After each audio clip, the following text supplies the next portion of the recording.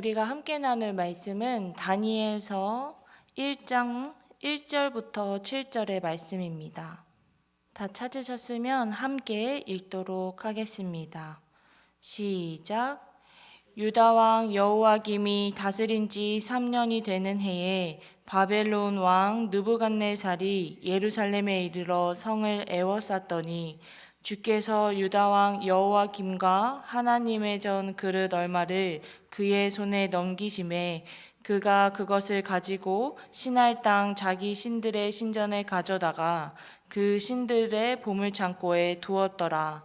왕이 환관장 아스부나스에게 말하여 이스라엘 자손 중에서 왕족과 귀족 몇 사람 곧 흠이 없고 용모가 아름다우며 모든 지혜를 통찰하며 지식에 통달하며 학문에 익숙하여 왕궁에 설만한 소년을 데려오게 하였고 그들에게 갈대아 사람의 학문과 언어를 가르치게 하였고 또 왕이 지정하여 그들에게 왕의 음식과 그가 마시는 포도주에 날마다 쓸 것을 주어 3년을 기르게 하였더니 그 후에 그들은 왕 앞에 서게 될 것이더라.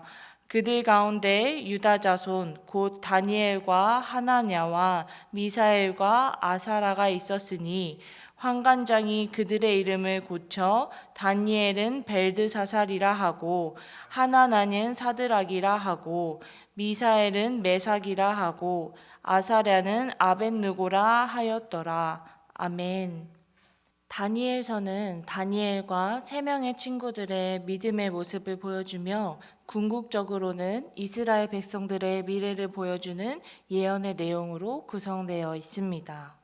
다니엘서를 크게 두 단락으로 나누게 된다면 1장부터 6장까지는 다니엘과 3명의 친구들의 모습을 이야기하고 있고 7장부터 12장은 하나님이 다니엘에게 보여주신 예언에 관한 내용으로 나눌 수 있습니다.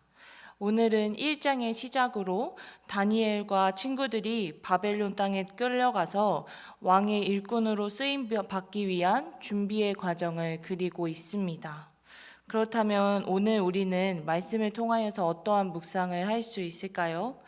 첫 번째로 저는 한치의 오차도 없이 일하시는 하나님의 모습을 발견할 수 있었습니다.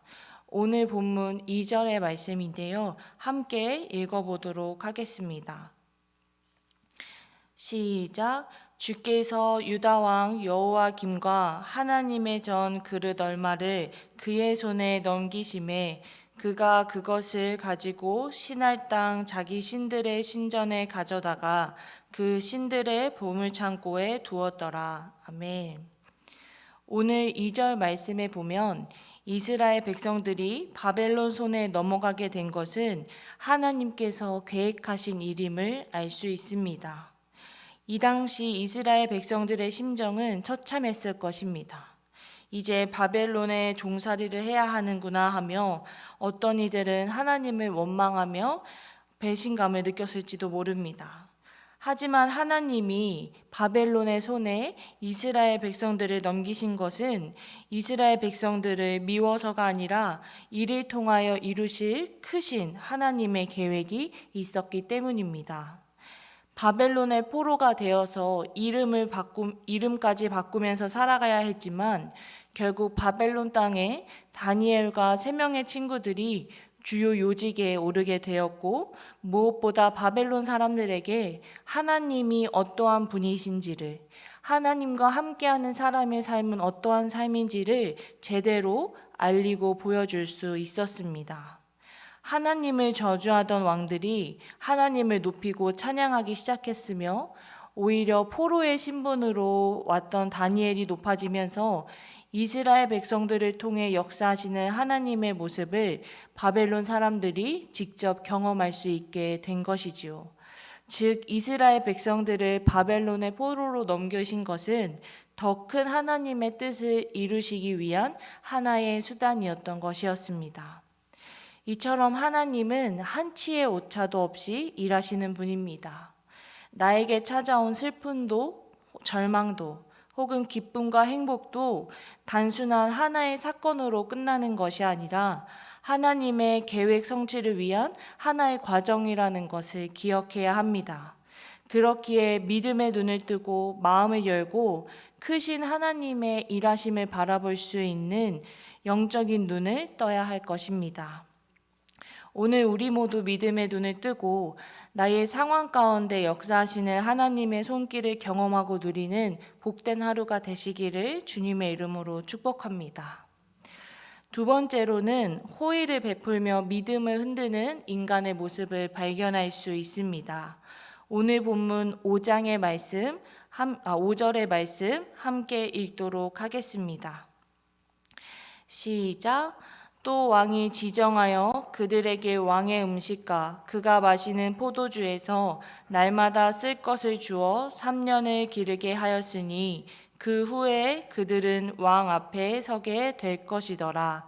아멘. 포로로 끌려간 다니엘과 친구들에게는 오히려 바벨론에서 호의를 베풀기 시작합니다. 특히 모든 이스라엘 백성들에게 호의를 베푼 것이 아니라 이스라엘 자손 중에 왕족과 귀족 몇 사람에게만 따로 베푼 것이기 때문에 더욱더 특별해 보입니다. 바벨론 왕은 이스라엘 백성들 중에서 큰 영향력을 행사할 수 있는 사람들을 불러 포로로 끌려왔지만 오히려 마시는 음식과 포도주 그리고 그들이 필요한 것들을 주며 이들을 바벨론화 시키기 위해 온갖 노력을 다합니다. 하지만 이들의 이런 호의는 이스라엘 백성들이 바벨론 왕을 위하여 일하기 위한 하나의 수단이었습니다. 바벨론 왕이 했었던 이 수법은 사단의 수법과도 동일합니다. 사단은 자꾸 내가 믿음의 길로 가지 않았을 때 나에게 유익이 있는 것처럼 착각하게 만듭니다. 그 시작은 사소한 것부터 시작하게 됩니다. 하지만 그 사소한 것이 결국은 하나님이 아닌 다른 것을 섬기게 하는 사단의 유혹임을 기억하고 경계해야 할 것입니다. 눈앞에 보이는 상황이 나에게 좋더라도 나에게 유익이 되더라도 그것이 나의 믿음을 갉아먹는 행동과 상황이 아닌지를 분별해야 할 것입니다. 사랑하는 성도 여러분, 하나님을 믿는 것은 당장의 슬프고 절망된 상황 가운데서도 그 끝에 영원한 소망이 있습니다. 반면에 사단의 유혹에 빠지는 것은 그 순간 나에게 즐겁고 행복을 줄 수 있지만 그 끝에는 영원한 절망이 있을 것입니다. 오늘 하루 우리가 다른 것에 눈 돌리지 않고 다른 유혹에 빠지지 않고 나의 상황 속에서 역사하시는 하나님의 손길을 발견하는 복된 하루가 되시기를 주님의 이름으로 축복하며 기도합니다. 함께 기도하겠습니다.